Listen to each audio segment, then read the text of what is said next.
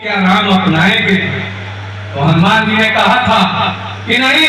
मैं तो बंदर हूँ। जब वो बंदर को भी अपना सकते हैं तो विभीषण जी आप तो उनके भक्त हैं, आप लोग पढ़ते हैं, रामचरितमानस की कथा सुनते हैं, कथावाचकों से आप लोगों ने सुना होगा कि किस तरीके से विभीषण जी गए, लोगों को शंकाएं हुई कि रावण का भाई है, पता नहीं हमारा खुफिया पता लगाने के लिए हम लोगों के बीच में आया है या वास्तव में हम लोगों के दल में आ रहा है। तो हनुमान जी ने बताया था प्रभु रामचंद्र जी को कि नहीं, मैं लंका में गया था सीता का पता लगाने और मुझे विभीषण जी का घर एक केवल मिला उस पूरे लंका के अंदर जहां राम नाम और तुलसी जी की माला देखने को। तो हम उस राम भक्त के बारे में, हम उस राम जन्मभूमि के बारे में आज निश्चिंत हो चुके हैं। हम देख रहे हैं, हम कहा करते थे कि अभी तो पहली झांकी है, काशी मथुरा बाकी है। हम 6 दिसंबर को अयोध्या में रहे हैं जब वो ढांचा गिरा था। बहुत सारे मित्र हम लोग थे, बहुत लोग वहां उस समय के बाद भी गए। ऐसे लोग जब जाते थे उस निर्माण के लिए जेल में रहने का अवसर मिला था। 15 दिन में भी आरटीआई के जेल में गाजीपुर में। लेकिन आज दिल प्रसन्न होता है कि भारतीय जनता पार्टी ने जो कहा, जो वचन दिया,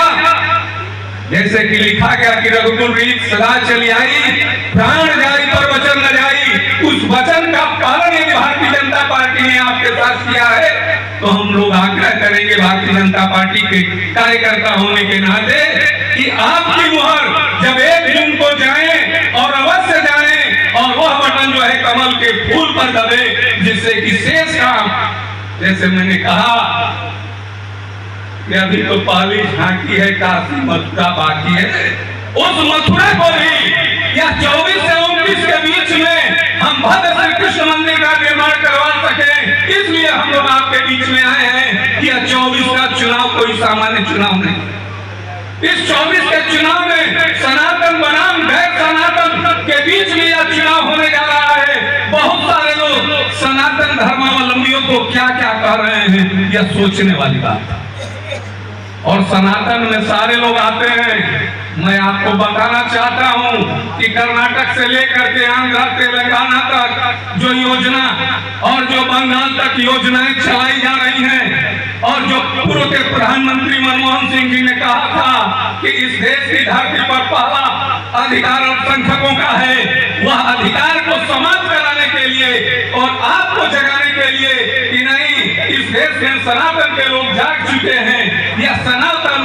वलंबियों को, इस धर्म के मानने वाले लोगों को इस बार यह पहचान करा देना है कि इस देश के अंदर सनातन का विरोध करने वालों का नहीं चल सकता, सनातन के समर्थकों का चलेगा। और विशेष करके मैं माताओं से आग्रह करूंगा जो कि सुबह शाम हमसे ज्यादा मंदिरों में जाती हैं, वो ज्यादा पूजा करती हैं और हमारे पूजा स्थानों को जिन लोगों ने नष्ट किया था, इस देश में आकांक्षा थे,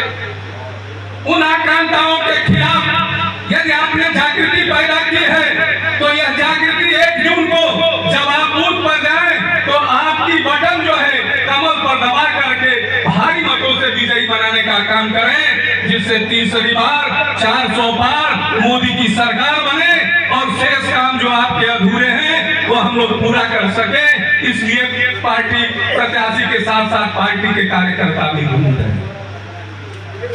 अरे हम तो यह कहेंगे कि जिन लोगों ने कुछ दिनों पूर्व 12 से 17 के बीच में सरकार हुआ करती थी, उससे पूर्व 7 से 12 के बीच में सरकार हुआ करती थी, 2 से 7 के बीच में सरकार हुआ करती थी, जो गुंडाराज, जो कि अधर्मी, जिन लोगों ने की इस प्रदेश को बदनाम करने की कोशिश की, जो कि यहाँ पर गाजीपुर का नाम उन गुंडों के नाम से लिया जाता था, उस मुख्तार अंसारी के नाम से लिया जाता था। आपने देखा